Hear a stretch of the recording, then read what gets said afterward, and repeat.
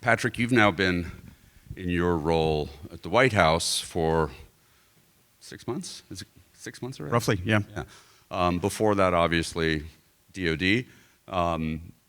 You have kind of been sucked into this, and just maybe set some context for the group here, how you got involved in digital assets and your current role, and then we'll dive into kind of the deeper questions. Yeah, so in the immediate term, I was down in West Palm as a member of the transition, and I was managing all of the NatSec agencies. So I had Department of Defense, now Department of War, I had State Department, DOJ, the intelligence community, a number of different agencies there. And concurrently, Bo Hines, a good friend of mine, was down there on transition as well. And when David was named the AI and crypto czar, Bo started devising, this office under him that would help implement that policy, centralize it, coordinate it across the interagency in the way that we need to, because this touches on Treasury, it touches on SEC, CFTC, OC, like just the list goes on and on. And so the plan was actually for me to go into the office immediately, but in the transition, it's chaos. And, they were getting things stood up under David in the White House. And so, the DOD team asked me to be a member of their beachhead. So joined over there in the Pentagon, got sworn in about, 20 minutes after the president did. And we got to work. And I ended up getting pulled up to the front office. I started in the Office of Strategic Capital, which is, I'm the acting director of, so that's my dual hat. But for the first 4 months or so of the administration, I was actually pulled up to the front office of Research and Engineering, the Undersecretariat within DoD, responsible for handling the entire defense science and technology enterprise. Most folks know it because it oversees DARPA.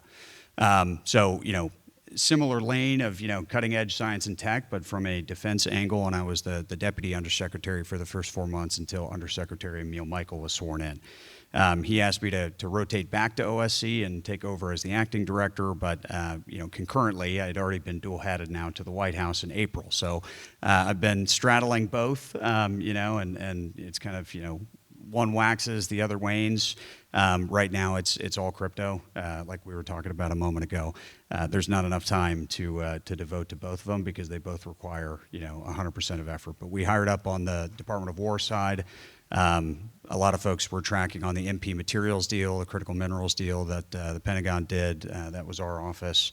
Another one, Ambler up in Alaska, Representative Begich, good to see you. And a number of other term sheets going out. So it's very exciting. The one thing I would say, and I'll shut up, is there are a shocking number of kind of overlapping areas when it comes to economic security as national security, energy resilience, all of these themes that hopefully we'll touch on in a moment. They're top of mind over at the Pentagon for sure, and they allow me in the White House role to help, understand how the Pentagon's approaching it, how the national security, group is approaching it, and how we can help drive those forward. Great. Needless to say, I don't have to ask you what you do in your free time. Right. If you think about the agenda that the president set forth, that the administration has been working on around digital assets and crypto, I know there's been a lot of hard work by both the administration, members of the Senate, members of Congress, the House of Representatives. And how would you say, how far along are we at this point? Are we at the 50-yard line? Are we getting close to the 10-yard line on the other side? Are we in the red zone? Where do you think we are? I feel like maybe the first quarter is coming to an end, and we're probably entering the second quarter, so still plenty more to come. A lot of the wins, too, are kind of, you got to get this in place before you can get all these other follow-on ones. So I still think we're early. I think we've got a lot more work to do. I certainly feel that way. And, it's both on the Hill, it's through the interagency, which has been somewhat, interrupted and by the shutdown. Unfortunately, a lot of colleagues on furlough right now. But I've been, pleasantly surprised at how much the work has continued apace, even during this time. And if you would, as you think about what's left to be done, how are you seeing industry step up? How are you seeing different departments within the government stepping up and collaborating? Is that collaboration, interagency collaboration with industry going well? Are you seeing any hurdles there? Is there anything industry could do better to help with that? I think it's going extremely well right now. Across the interagency, there's, like any group project, people are kind of figuring out their roles and how they work together. There's that phase that happens, and I would say that's probably the first 3 to 6 months of the administration, and then folks kind of, fall into their grooves. And, when this issue comes up, we know, who's taking lead on it. And some people demonstrate that they're, very capable of driving things forward, and, others fall behind a little bit and have to give them a nudge. But I would say the overall team dynamic is very, very strong. I still meet with industry regularly as some different issues pop up. The themes change. With market structure right now being, a top priority of our office. I feel like those I've talked until I'm blue in the face about the same issues, but as we chatted about a moment ago, at least the issues are crystallizing, and you can figure out how to address them and try and get it across the finish line. As you think about the Digital Asset Working Group report, a lot of things came out there, a lot of things have to be done. As you look at things like double taxation of Bitcoin, which is something obviously near and dear to our heart because we're a Bitcoin miner, where do you think we are on executing on some of these findings and things that came out in the report that were definite kind of directions to departments? Well, we talk with the Treasury folks all the time. There was, some turnover at IRS, which slowed some things down, but I think they've got a good group there that's now, the wheels turning. They started with the CAMT, repeal. They'll follow that up with follow-on guidance, the 2014 revenue notice, another one top of mind. So we've given them, the list from the report, prioritized, and said, these are the ones that we got to get after. I didn't know this actually, but IRS is very, they won't give you a lot of specificity around when they're going to issue, their guidance or repeal certain things. I think that's for tax arbitrage reasons, but we're always trying to get them to maybe blink twice if it's going to be next week. But they're actively working on it. We touch base with them regularly. It's a capable team under Kevin Salinger over there, and I think there's going to be a lot of good news coming out of it. But overall, I would say on those tax recommendations from the report, we think about 50% can be handled just through executive rulemaking and new guidance. But obviously, we want to follow that up with legislation on the Hill after. Are you seeing any movement on Bitcoin mining as being a core part of critical infrastructure, especially around the combination of grid stability, but also from an economic perspective and national security side on being able to control essentially a large enough amount of global hash rate so the U.S. has the ability to potentially prevent, let's just say, non-allied parties from negatively impacting Bitcoin?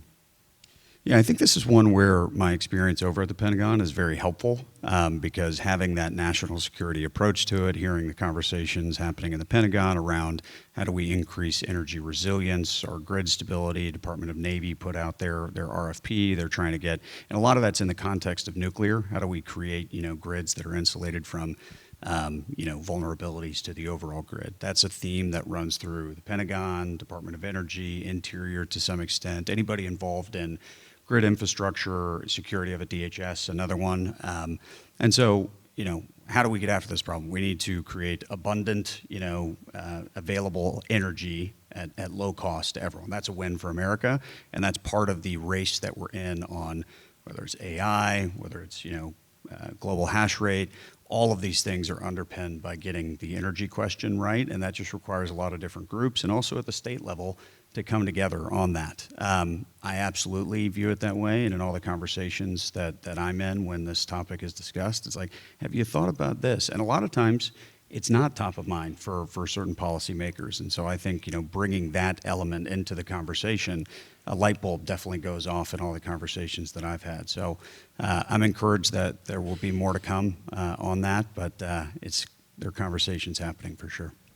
I look back 2 or 3 years ago, walking around Capitol Hill, talking to staffers, because in those days, a Bitcoin miner really couldn't talk typically to principals. It was always down at the staff level.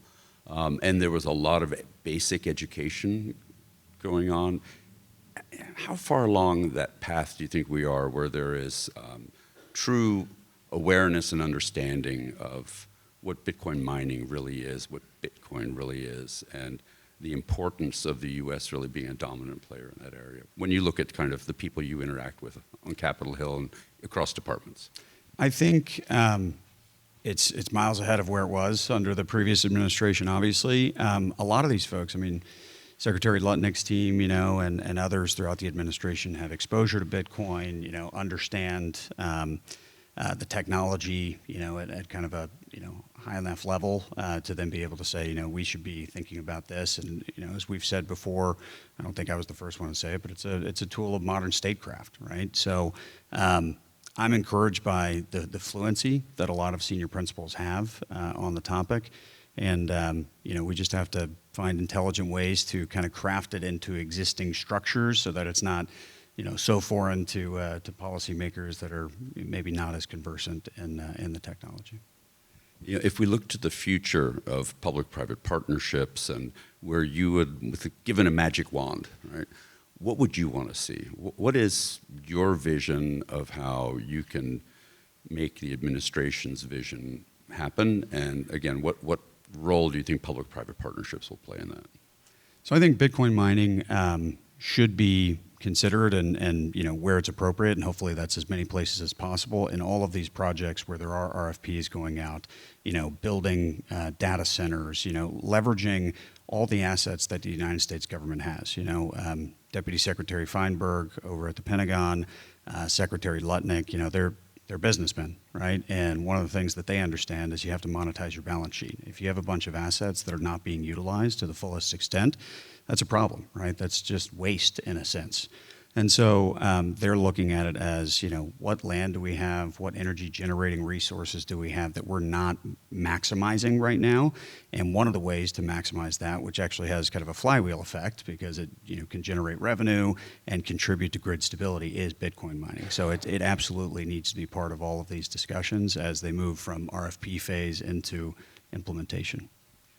It's interesting when we speak to members of the Department of Defense, for example, where you have energy generating resources on military bases and there's excess energy.